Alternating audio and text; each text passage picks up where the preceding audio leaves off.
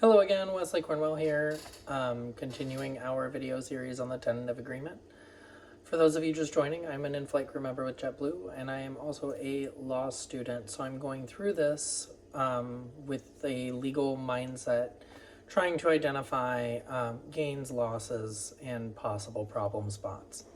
This video is going to cover Article 6, which is titled the Probationary Period.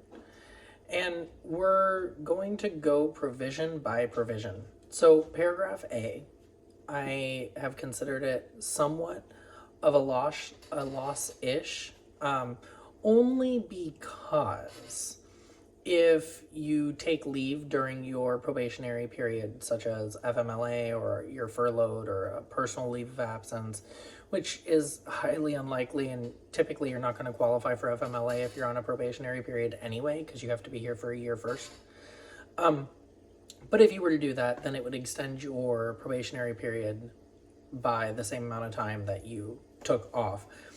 I only categorized it as a loss-ish because I could not find, and I may have missed it, so full disclosure there, I may have missed it. I could not find where in policy we already did that. It makes sense to do it.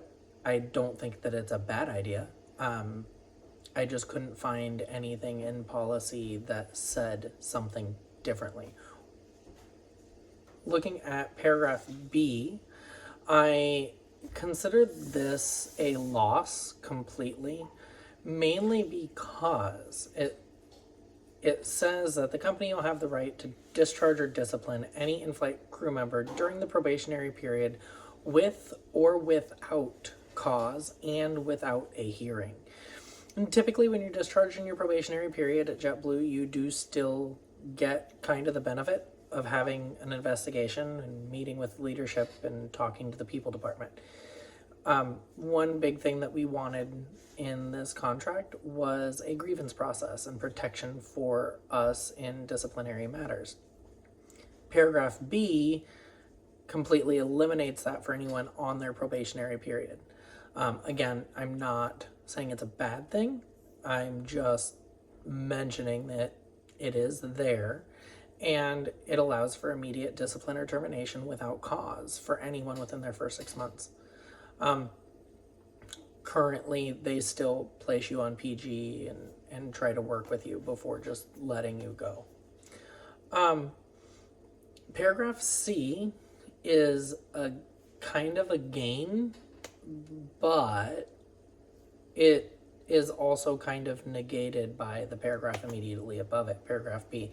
And so paragraph C says, notwithstanding the above, in-flight crew members during their probationary period are entitled to union representation and the grievance and arbitration provisions in this contract in connection with matters involving wages, hours, and conditions of service, but not in matters involving discipline or discharge. So it's kind of one of those things where it's like, okay, well, if you think you might not have been paid right, maybe we can help you. If you think you might have been overworked, we might be able to help you. But if you think you might be in trouble, you're on your own. And so paragraph C is somewhat of a gain because there's representation for some stuff. But it's also pretty limited in what it affords. Paragraph D is neutral. An in-flight crew member being disciplined can have a union rep present to observe a meeting. We already have that. We have had that for years. It just hasn't been a union rep. It's been another active in-flight crew member. It could sit in on the meetings, ask clarifying questions, and be there to observe. The difference here is if a union rep is sitting in, the union rep should be more knowledgeable in the grievance process and the work rules and things like that.